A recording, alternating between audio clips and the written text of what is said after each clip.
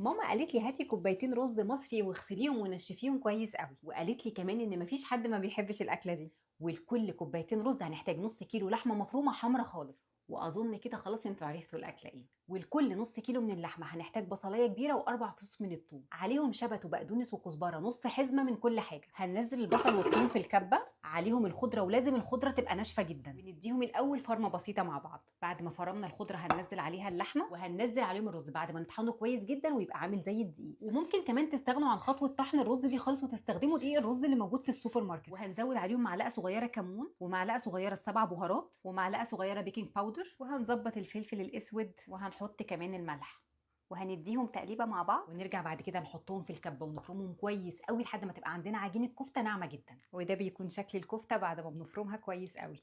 بعد كده شكلوا الكفته اي شكل انتوا بتحبوه، وبعد كده نقليها لحد ما تستوي وتاخد اللون الحلو ده. بعد كده عايزين تاكلوها محمره زي ما هي كده، او تحطوها بعد كده في الصلصه زي ما تحبوا. دي مش عايزه جنبها غير شويه رز بالشعريه وبألف هنا.